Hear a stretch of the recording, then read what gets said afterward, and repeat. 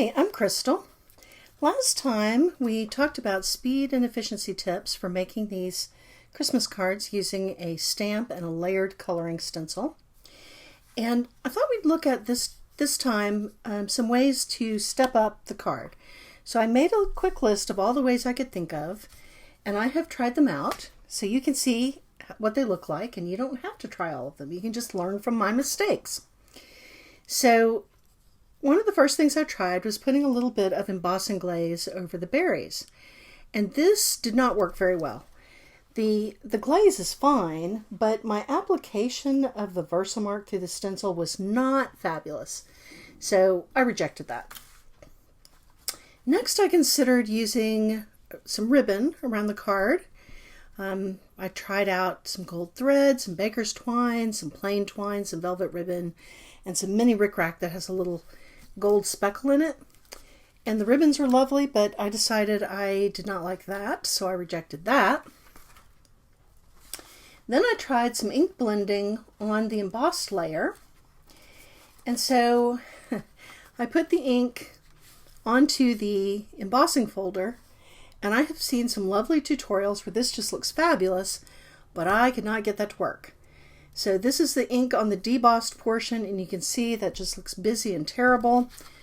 Rejected that. Then I tried it the other direction where I used the debossed side and I put the ink on that. Nope, also no. And then I tried straight ink blending on the panel to put a little interest around the edges, and I thought that looked terrible as well. Then I considered a gold edge on the card. Now I do like a gold edge on the card, and so I took an embossed panel and I tried every different kind of gold that there is. So I'm going to get a little closer. Okay, so I tried a gold Sharpie marker. I tried some acrylic paint. I tried every variety of Kuretake Gansai Tanbai watercolors. I tried gold ink. I tried embossing powder. I tried distress crayon, and then I tried Foundry Wax. Wow, Foundry Wax. This stuff is the bomb. If you have not tried it, you've got to try it. So then I tried a couple of those on the card panels. So here is some gold watercolor spatter, and I also did a little bit of gold highlight on the berries. The effect is so subtle, it's hard to see. Put a little bit of extra gold die cut with the berries, and I decided I didn't care for that. Couldn't really articulate why, so I kept trying it. This version is the Foundry Wax around the edges. Oh, I like that Foundry Wax. I haven't tried the Hero Wax, which I think is a similar product. So if anyone has, I would be interested in hearing what you thought of that. So this also has a little bit of an extra gold die cut, a little bit of spatter. Still didn't care for it. Still couldn't really articulate why. Next I tried just the gold edge using the Gansai Tanbai watercolors. Put the little gold highlight on the berries, which you just can't even see.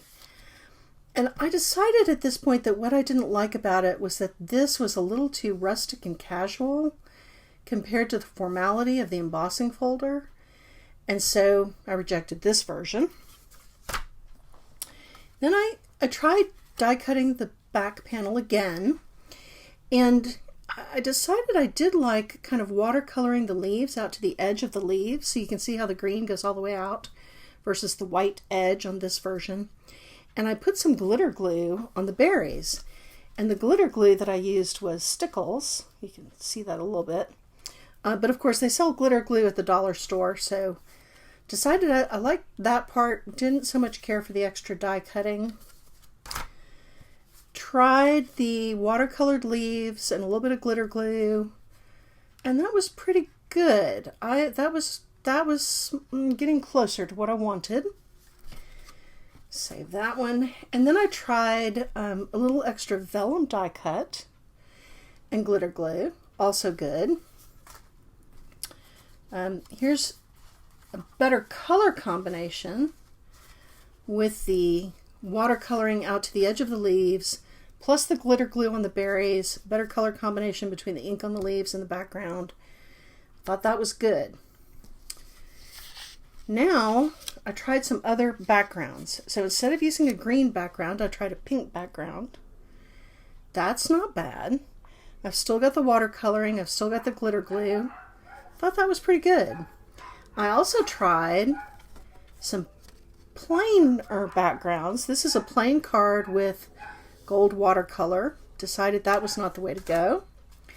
And then plain card with some acrylic paint background. Didn't care for that. And then, I guess this is not a step up, it's a step down. Just a card with the sentiment stamped with the glitter glue. So I'm torn between these three versions. I do like the glitter glue, but I'm unsure if I should use the green background, the pink background, or the white background.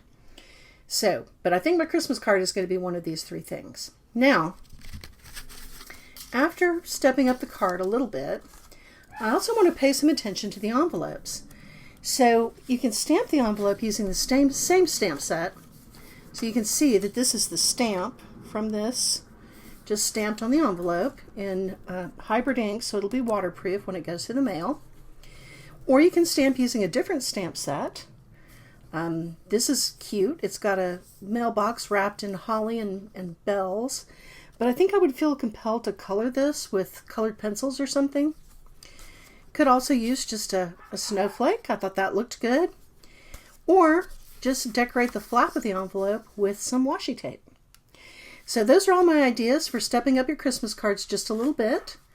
And I would be interested to know if you want to try one of these envelope approaches. And I'd also be interested to know which of these three cards you thought was the best. So thanks for joining me today. I'm going to link to the original video about making these color layering stencils as quickly as possible in case you're interested in that. See you next time.